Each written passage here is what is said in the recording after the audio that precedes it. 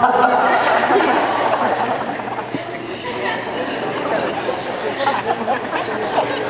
happened? They covered her up with a sheet. Oh.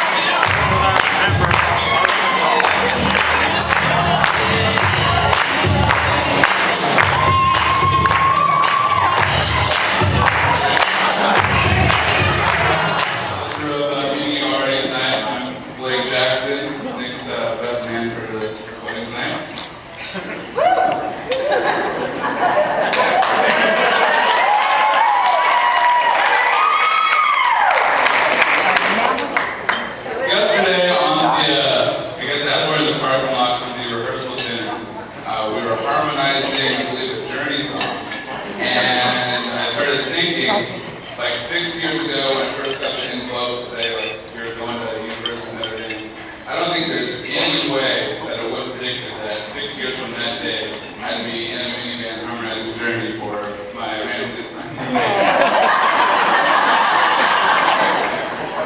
But it got me thinking back to when I first met Nick and how the whole relationship started. But it started off with a phone call left on my answering machine. And the first weird thing was that it sounded exactly like me, just the voice tone. So I thought it was me calling myself. And so I was like, when the hell did I do this? But so, you know, I listened to it, like, oh, I guess it's not me, I'll call him back. I remember the first conversation, like, yeah, I'm your roommate, Nick. Looks like we're going to be living together. I was like, cool. So I guess we need to talk about what's up for bringing TV, okay, you know, stuff like that. And big thing is that, all right, now here's the big question. What about a PlayStation? Okay, so let's see this guy's number. That is probably the biggest question. So I got it, cool.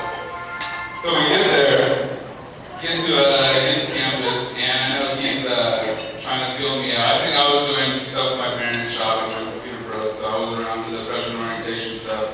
I think our first night, we ended up staying late, just kind of talking. Mostly it's me not letting him go to bed. He mentions that his favorite sport is basketball, which is my favorite sport, so I'm trying to feel him out and see his knowledge, how much he actually knows. And so we're up, and I think we end up with like a dream 2-on-2 matchup, and we go to bed. Little did we know at that time that that was one of our first of many pillow talk sessions.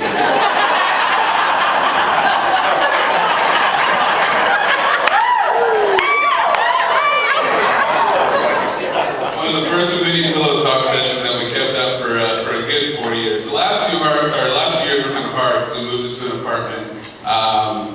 And so we tried, I think the first night through the walls, they were thin, they weren't that thin. We kind of had to give up. But it's just kind of remarkable looking back at that, thinking that we were randomly assigned and so much alike that I don't know how often that's happened that 2 people randomly assigned have been this close. So it's been fun the last 4 years. Really growing. We had a lot of good times. I think the biggest thing is he was always there for me, be it wrestling a freshman out of my seat so we could sit courtside for a UConn Notre Dame basketball game, or really being there, being my rock when I T-boned the state trooper in Alabama at 4 in the morning.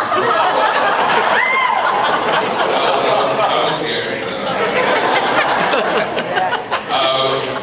But besides that too, Karla, it's always been I've always had a lot of respect for Karla. I don't know if she remembers, but my first job on campus was in LaForge and Student Center on campus, and I worked picking up people's trash for about 2 hours. And Karla was there, and she was always nice and had a lot of energy, so I liked that. She didn't give me gloves, but she didn't give me vouchers for food, so she was a little stingy with them, but I got it. So, in addition to that, basically I am an only child. I have 6 aunts and uncles. I don't have any cousins at the same time, so over the last 4 years I realized that Nick is pretty much the closest to a brother that I have. So I couldn't be more excited for my brother that he could find a woman such as Karla that could make him so happy.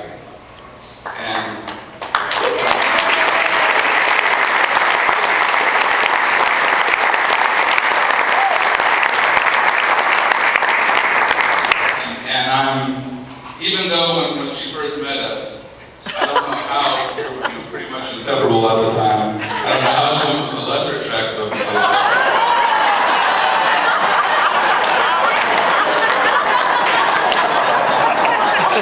I got over it.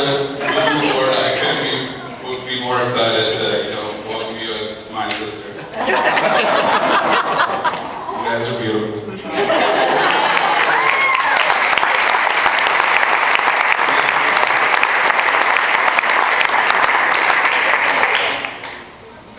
Next is May